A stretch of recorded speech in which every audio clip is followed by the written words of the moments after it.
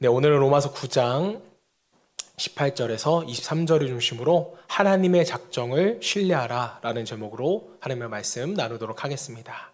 자, 우리는 지난 시간에요, 하나님의 주권에 대해서 우리가 말씀을 나누었습니다.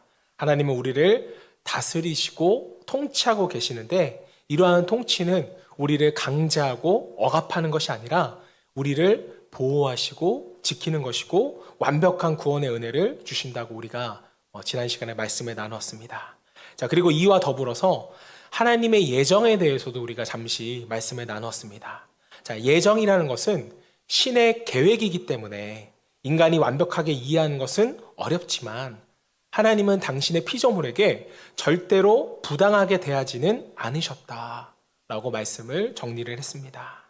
자, 하나님의 절대 주권과 또 예정, 둘 다 좀 신학적으로는 굉장히 어려운 주제였기 때문에 지난주에 여러분들께서 좀 말씀이 좀 어려울 수도 있었을 것입니다. 자, 그래서 오늘은요, 지난주에 이어서 하나님의 작정에 대해서 너무나 중요한 주제였기 때문에 조금만 더 여러분들께 설명을 드리고자 합니다. 자, 하나님의 작정은 하나님은 무엇인가 행하시기 전에 그것을 계획하시고 결정하신다라는 의미입니다. 자, 그러니까 지난주에 나왔던 하나님의 예정이라는 것도 다 하나님의 작정 안에 포함이 되는 것이죠. 자, 마태복음 20장을 보면 우리가 잘 아는 포도원의 품꾼 비유가 나옵니다. 자, 내용을 간단히 요약하면요, 포도원 주인이 새벽에 나가서 일할 사람을 이미 구했어요. 그리고 일을 시켜놓고 다시 길거리에 가보니까 할 일 없이 빈둥거리는 사람이 있다라는 것입니다. 이 사람들이 눈에 띄인 거예요. 성경에도 장터에서 놀고 서 있는 사람이라고 표현을 합니다.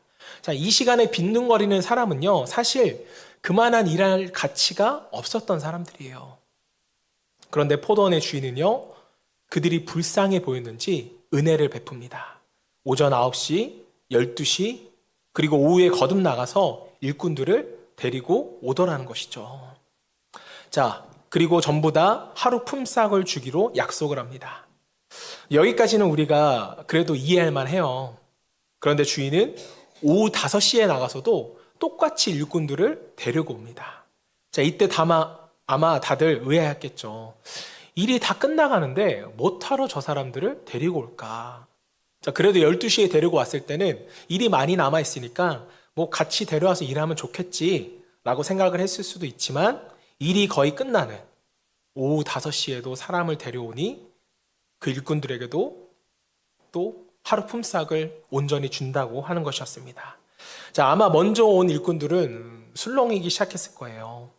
새벽같이 일하러 왔던 그 품꾼들은 기대를 했을 것입니다. 1시간 일한 사람도 하루 일당을 다 받아가는데 우리는 일당을 더 주시겠지 라고 기대를 한 것입니다. 자, 그런데 포도원의 주인은요, 새벽부터 온 사람들에게도 똑같은 일당을 지급하더라는 거예요.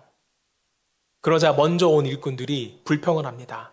아니, 이런 경우가 어디 있습니까? 1시간 일한 사람도 똑같은 일당을 받는데 우리는 하루 종일 일했는데 똑같은 일꾼을 품삯을 받는 것은 불공평한 것이 아닙니까? 만약 여러분들이라면 어떤 마음이 드셨겠어요? 좀 억울하지 않았을까요? 아마 똑같은 반응이었을 것입니다. 그런데 포도원의 주인이 이렇게 말합니다.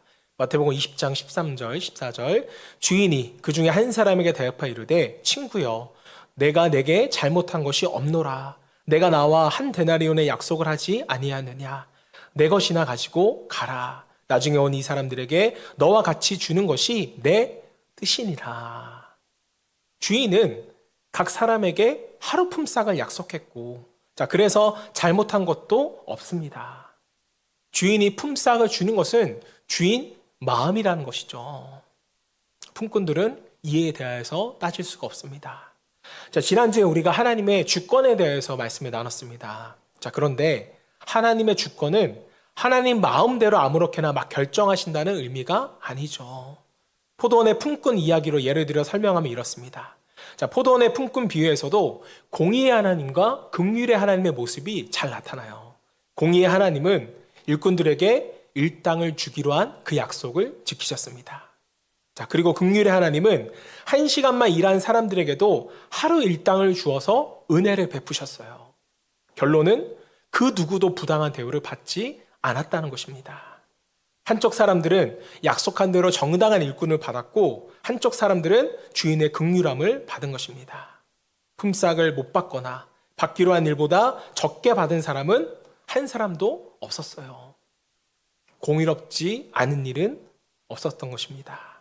자, 그렇다면 왜 새벽부터 와서 일한 사람은 자신이 부당한 대우를 받았다고 느꼈을까요? 왜 우리도 이 이야기를 들으면 일찍 온 사람이 좀 더 받았으면 좋겠다라는 마음이 드는 것일까요? 저도 이 이야기를 들었을 때는 주인이 1시간 일한 사람도 제값을 주는데 아침부터 온 사람은 좀 더 주면 좋지 않을까? 라는 마음이 저 또한 들었습니다. 자, 그런데 왜 우리가 이런 마음이 들까라는 것을 살펴보면 바로 사람의 탐욕 때문이라는 거예요. 여러분, 탐욕이라는 것을 엄청난 것이라고 생각하지 않았으면 좋겠습니다. 받기로 한 일당보다 더 많은 일당을 받고 싶은 욕심이 탐욕입니다. 필요 이상을 원하는 것이 바로 탐욕이죠. 자, 이 사람들은 본래 한 데나리온을 받기로 약속했음에도 불구하고 마지막에 와서 긍휼을 입은 사람을 보니까 나는 더 많은 돈을 받을 수 있겠구나. 나도 모르게 탐욕이 발동하는 것입니다. 자, 때문에 부당한 쪽은요, 긍휼을 베풀어준 주인 쪽이 아니라 누구예요? 불평을 한 일꾼들이라는 것이죠. 분명 처음 계약과 기준에서 보면 정당한 요구가 아닙니다. 아마 처음에는 일할 수 있겠다, 이것에 대한 기쁨과 만족이 더 컸을 거예요. 이 주인이 날 써주네? 너무나 감사하다. 하지만 탐욕이 생기게 되니까 처음 마음은 사라지고 필요 이상의 것을 달라고 요구하는 것입니다. 또 탐욕의 기준으로 하나님의 주권을 바라보면 우리에게 나오는 증상이 하나가 있어요. 그게 뭐냐면 바로 분노라는 것입니다. 왜 나는 더 안 주는 거지? 나는 정말 열심히 일했는데. 이 분노가 생겼다. 자, 그럼 이제 하나님과 반대 방향으로 가는 고속도로를 탔다고 생각하시면 돼요. 여러분, 분노할 게 뭐가 있어요? 약속한 대로 정당한 대우를 받았는데 분노할 수 없다라는 것입니다. 자, 여러분들은 어떠세요? 혹시 스스로를 새벽부터 일한 일꾼이라 생각하고 오후 5시에 들어온 일꾼들과 나를 비교하면서 나는 더 특별한 대우를 받아야 해. 혹시 이러한 생각을 하고 있지는 않으십니까? 자, 우리의 문제점은 우리는 지금 다 오후 5시에 들어와서 은혜로 살아가는 존재인데 이것을 까먹고 나는 이른 새벽에 와서 일한 존재다. 나는 열심히 일했다. 라고 생각을 한다는 거예요. 때문에 더 많은 것을 받아야 한다고 주장을 합니다. 하지만 이것은 분명 우리의 탐욕일 뿐이죠. 사랑하는 여러분, 설령 우리가 새벽부터 와서 일한 일꾼이라 할지라도 일을 잘해서 부른 것이 아니라 본래 우리는 써줄 수 없는 길거리에서 어슬렁거리는 사람들인데 그런 가치 없는 사람에도 불구하고 주인이 우리를 써주셨다는 것에 감사할 수 있기를 소망합니다. 주인은 우리에게 긍휼을 베풀어 주셨어요.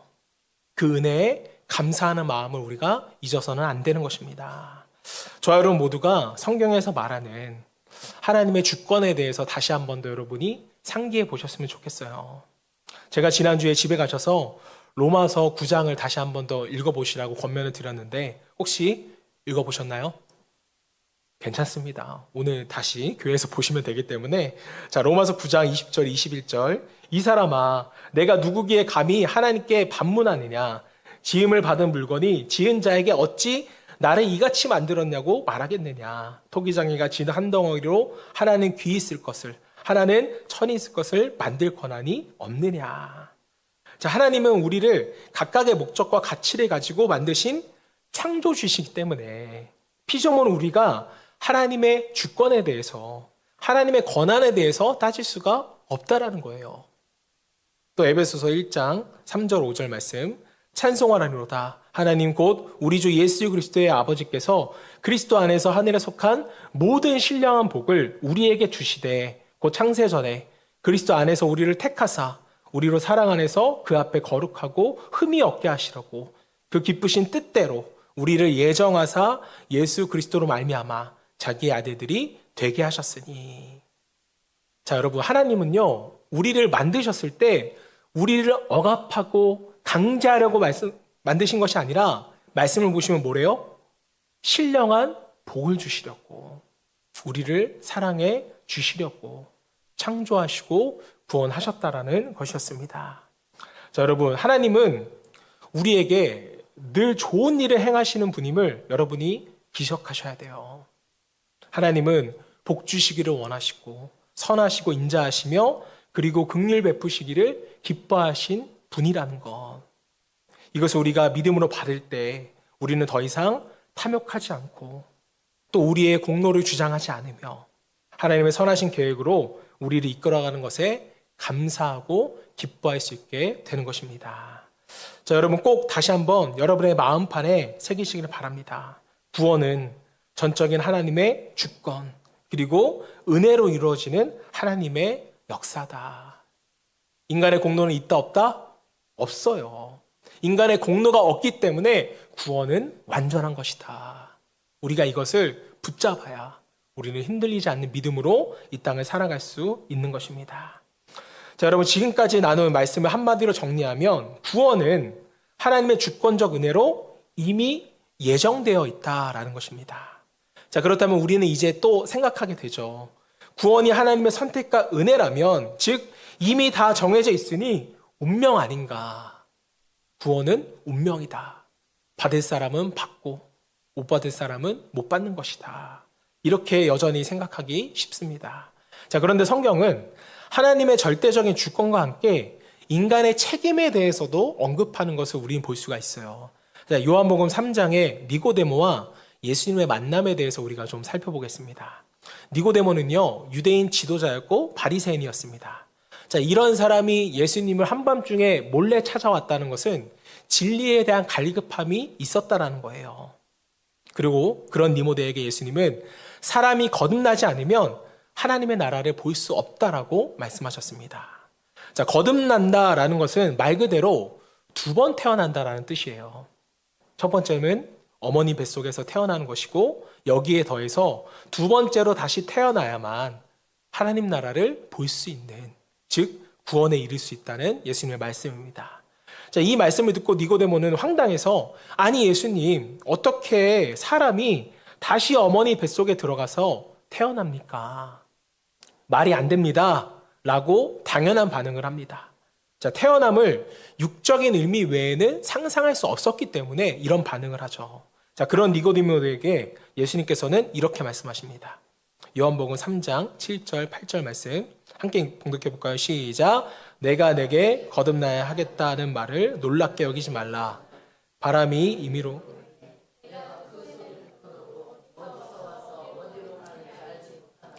성령으로 난 사람도 다 그러하니라. 사실 여러분 우리가 육신의 부모를 통해서 태어날 때도 우리가 선택하는 것은 없어요. 우리가 부모를 선택해서 나오나요? 여러분들이 만약 부모를 선택했다면 그 부모님 밑에서 태어나셨을 것 같아요? 아니죠. 그저 택함을 받은 것뿐인데 거듭난 또한 똑같은 원리라는 거예요. 우리가 할 수 있는 것이 아니라 성령께서 태어나게 하시는 것. 이것 외에는 방법이 없다라는 말씀입니다. 여러분 신앙생활을 오래 하신 분들도 거듭남에 대해서 단순히 믿음으로 거듭난다고 오해하는 경우가 있습니다. 자, 정확히 성경적인 답으로 말씀을 드리면 거듭남은요 오직 성령께서 주권적으로 하시는 일이라는 거예요. 사람이 거듭나기 위해서는 이 회심의 과정이 필수적인데 인간은 스스로를 회심시킬 능력이 결코 없습니다. 자, 그래서 거듭남이라는 것을 정의해보면 믿음으로 거듭나는, 태어나는 것이 아니라 성령께서 거듭나게, 태어나게 하심으로 믿을 수 있게 되는 것이다. 자, 그래서 예수님은요, 이렇게 말씀하시고 나서 요한복음 뒷부분에서, 3장 뒷부분에서 우리가 잘 아는 복음과 인간의 책임에 대해서 말씀을 합니다. 요한복음 3장 16절 하나님은 세상을 이처럼 사랑하사 독생자를 주셨으니 이는 그를 믿는 자마다 멸망하지 않고 영생을 얻게 하려 하심이라. 자, 7절 8절에서는 성령께서 주권적으로 거듭나게 하심이 있어야 우리가 믿게 되는 것이다 라고 설명을 했는데 16절 결론 부분에서 뭐라고 말씀하세요? 우리가 믿어야 한다 이렇게 말씀을 하고 있는 거예요. 그럼 우리에게는 이런 질문이 생기죠. 뭔가요? 거듭남은 하나님의 영적인 영역 속에 속하는 성령의 역사인데 동시에 믿는 자에게 영생이 주어진다면 결국 인간이 믿어야 한다는 것인데 이건 모순 아닙니까? 성령이 거듭나게 하지 않으면 우리가 믿을 수 없다고 했는데 우리에게 믿음을 요구하니까 우리는 좀 이것을 모순처럼 느끼게 됩니다. 자, 게다가 사람에게 구원에 대한 책임이 있다면 구원에 대해 사람이 뭔가 기여해야 한다는 의미니까 역시나 구원에는 사람의 공로도 있는 것이 아닌가. 이 질문도 여전히 우리는 가능합니다. 자, 여러분들도 헷갈리실 것 같아요. 인간의 의지로 믿음을 선택한 것 같기도 하고 또 성경을 보면 믿음은 하나님께서 선물로 주셨다고 하는데 도대체 뭐가 맞는 것인가? 자, 그래서 이런 내용은 교회 안에서도 어렵다고 느껴지기 때문에 잘 다루지 않거나 우리가 회피하는 경우가 너무나도 많습니다. 또 어느 분들은 이게 뭐가 중요합니까? 그냥 예수 믿으면 되는 거지. 그럼 구원받는데 라고 단순히 생각할 수도 있어요. 자, 그런데 저는 바른 신앙을 위해서는 반드시 짚고 넘어갈 필요가 있다라고 생각을 했고 이것을 해결하지 않으면 결국 또 우리 신앙에 맹점이 생겨버리게 됩니다. 자, 어떤 사람은 하나님의 주권만 너무 강조해서 하나님이 모든 것을 알아서 해주신다는 운명론이나 숙명론에 빠지게 돼요. 내가 뭘 결정할 수 없는데 하나님이 알아서 하실 것인데 내가 해서 뭐하냐. 또 어떤 사람은 인간의 책임을 강조해서 하나님의 주권을 훼손하거나 하나님을 마치 내가 조종할 수 있다고 생각해서 바른 신앙이 아니라 어긋난 신앙으로 가게 되는 것입니다. 자, 그렇다면 하나님의 주권과 인간의 책임, 이 부분을 우리가 어떻게 설명할 수 있을까? 또 어떻게 이해할 수 있을까? 자, 지금 살아계신 분들 중에 가장 성경적인 강해 설교자라고 불리는 이 미국 마스터 신학교의 존 메가더 목사님의 설교를 제가 좀 인용해서 설명을 드리겠습니다.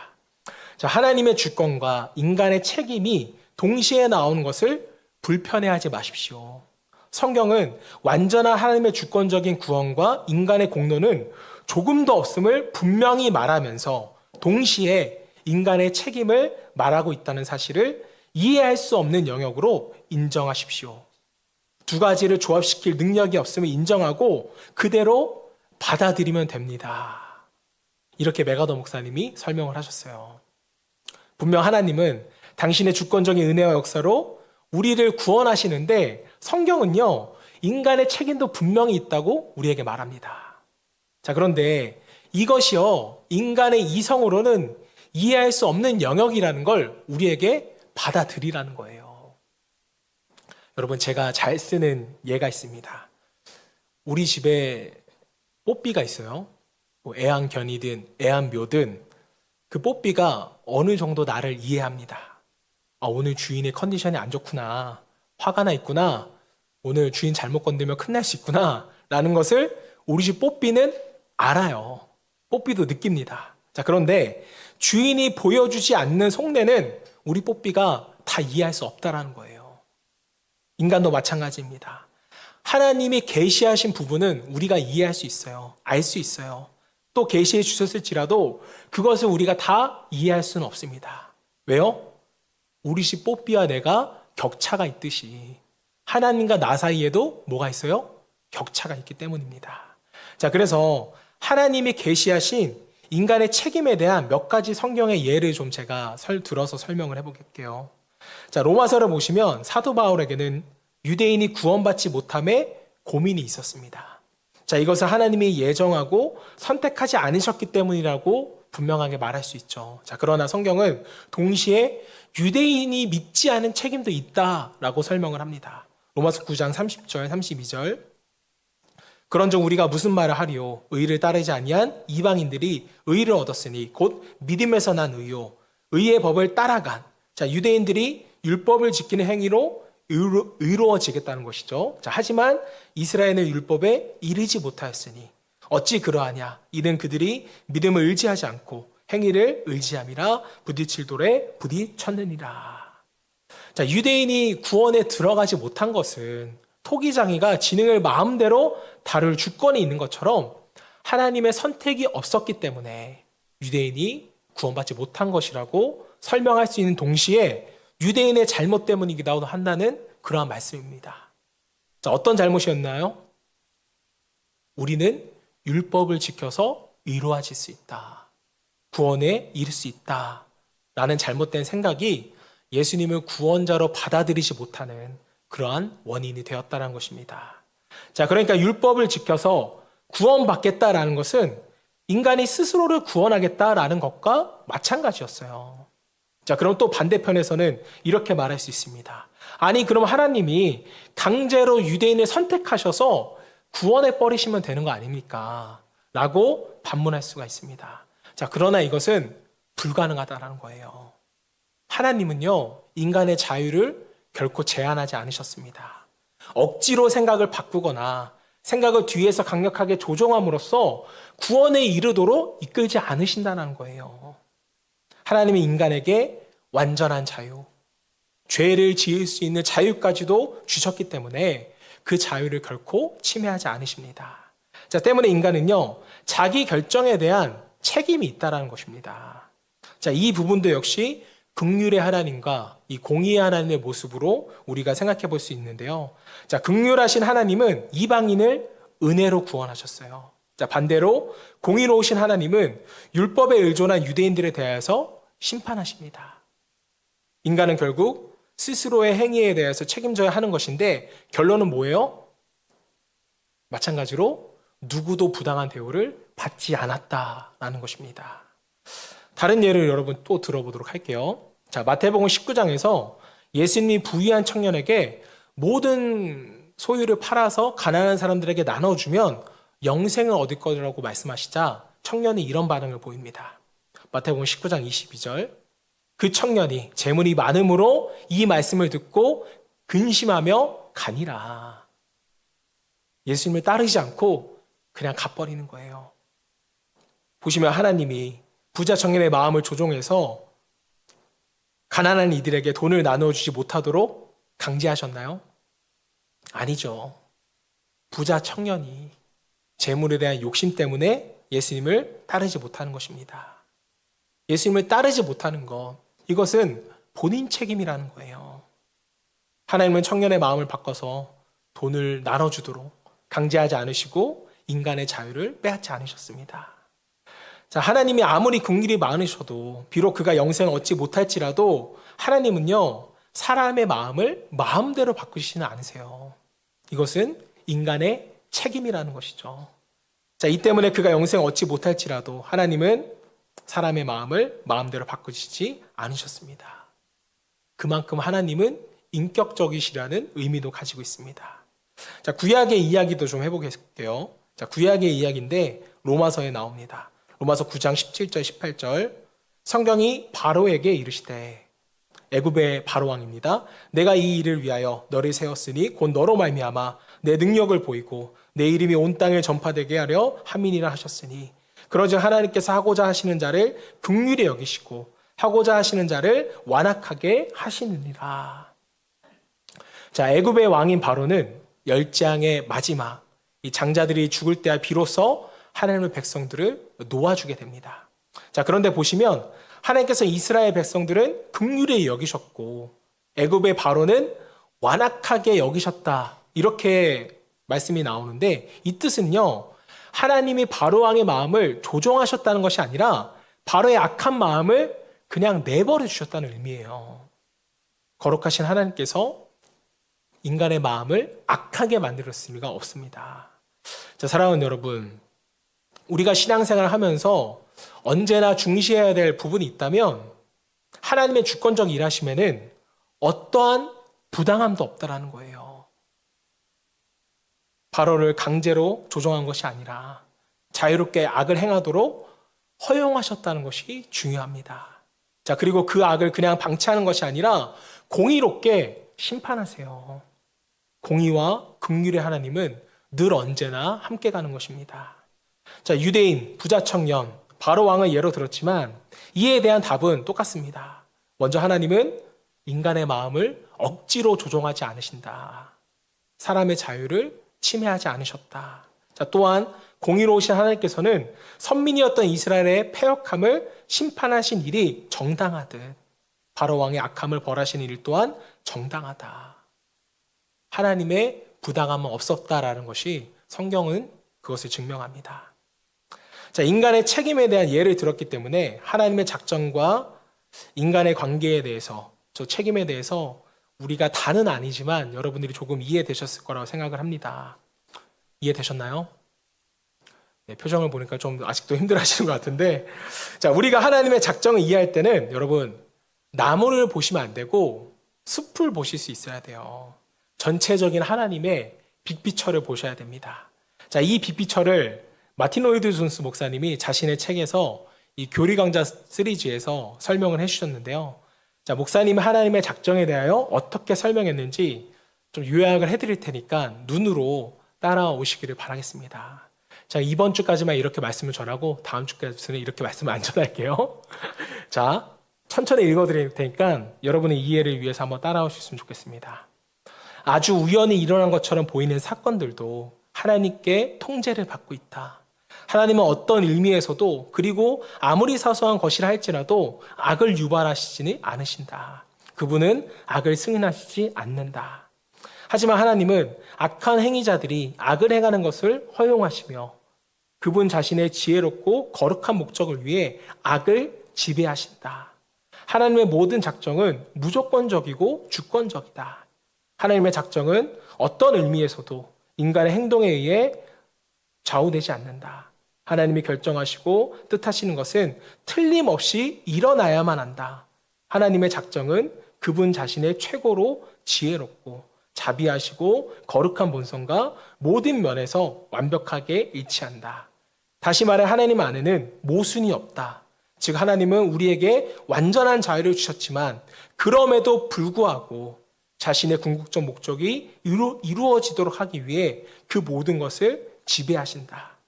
모든 것이 예정되어 정해져 있다면 왜 그분은 우리를 벌하시는가? 이 운명론자의 질문이죠. 자, 이런 질문을 하는 것은 아무런 의미가 없다. 당신이 영광 가운데 들어가기까지는 궁극적인 이해를 보류해 두어야 한다. 인간의 하나님의 작정을 다 이해할 수 없다라는 것입니다. 지금 이곳, 이 시간 속에서 당신이 해야 할 일은 하나님은 언제나 스스로에게 일관성이 있으심을 믿고 하나님이 그의 영원하신 작정과 창세 전에 결정하신 일들에 대해 명백하게 말씀하신 것을 받아들이는 것이다. 자, 여러분, 마틴 로이드 존스 목사님이 최대한 하나님의 작정과 예정에 대해서 쉽게 설명하셨지만 받아들이는 우리 쪽에서는 쉽지 않을 수가 있어요. 자, 그래서 제가 한 번 더 요약을 해서 설명해서 표현하면요. 하나님은 선용하시는 하나님이시다. 한번 따라해 보실까요? 선용하시는 하나님. 이것이 빅피처를 그리는 하나님의 모습인데요. 자, 예를 들어서 설명하고 말씀을 마칠게요. 자, 야곱에게는요, 여덟 아들 중에 사랑을 독차지하는 요셉이 있었습니다. 자, 하지만 이 때문에 요셉은 형들에게 미움을 받아서 애굽의 노예로 팔려가게 되죠. 자, 노예가 된다는 것은 완전한 실패입니다. 자, 그런데 하나님은 이 실패를 선용하셔서 요셉을 애굽의 총리에 오르시게 하십니다. 자, 그리고 후에 이스라엘 땅에 흉년이 들었을 때 총리가 된 요셉 덕분에 그의 가족들이 흉년의 위기를 넘어가게 되잖아요. 이 모든 일을 겪은 요셉이 뭐라고 말하는지 한번 볼게요. 창세기 45장 5절 말씀. 당신들이 나를 이곳에 팔았다 해서 근심하지 마소서, 한탄하지 마소서. 하나님이 생명을 구원하시려고 나를 당신보다 먼저 보내셨나이다. 이어서 50장 20절. 당신들을 나를 해하려고 하였으나 하나님은 그것을 뭘로 바꾸셔서요? 선으로 바꾸사 오늘과 같이 많은 백성의 생명을 구원하게 하시려 하셨나니. 자, 하나님은 요셉의 실패를 또 형들의 미움과 실패를 사용하셔서 다시 말하면 선용하셔서 많은 이스라엘 백성들을 살리시는 그 하나님. 이 하나님의 빅피처를 우리가 볼 수 있어야 한다는 거예요. 우리는 때때로 노예로 팔려가는 요셉을 바라보면서 하나님은 왜 요셉을 긍휼히 여기시지 않으시는가? 왜 형들의 마음을 선하게 바꾸시지 않으시는가? 라고 우리는 불편한 시선으로, 불편한 시각으로 하나님을 바라볼 때가 종종 있습니다. 아니, 많아요. 우리는 노예로 안 끌려가는 것이 좋은 것이고 흉년이 안 드는 것이 좋은 것이라고 생각하는데 이것은 아닙니다. 이런 생각은요, 마치 하나님의 만나보다 내가 생각하는 고기가 좋다라는 그러한 인간적인 착각이라는 것이죠. 자, 그러나 여러분, 이스라엘은 이 과정을 통하여 하나님을 더욱 의지하게 되었고 더욱 하나님을 바라게 되었다는 것입니다. 자, 그래서 우리에게는요, 하나님의 주권적인 선택과 작정하심을 그 믿는 믿음이 필요합니다. 사랑하는 여러분, 여러분들이 하나님의 주권과 작정을 믿는다면 오늘 이 한 가지를 여러분의 삶에 꼭 적용하셨으면 좋겠어요. 그게 뭐냐면요, 하나님은 차선책으로도 역사하신다. 따라해 보실까요? 하나님은 차선책으로도 역사하신다.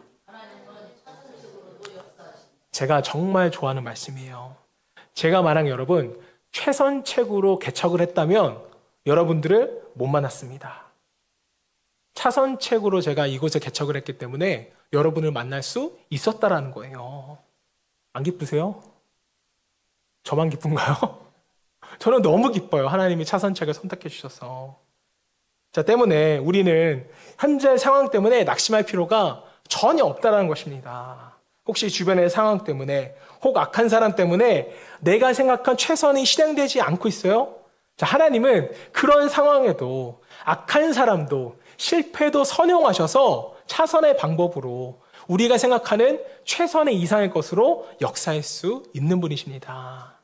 최악의 상황을 하나님의 주권과 작정으로 최고의 상황으로 변화시킬 수 있는 분이 바로 우리가 믿는 하나님 아버지세요.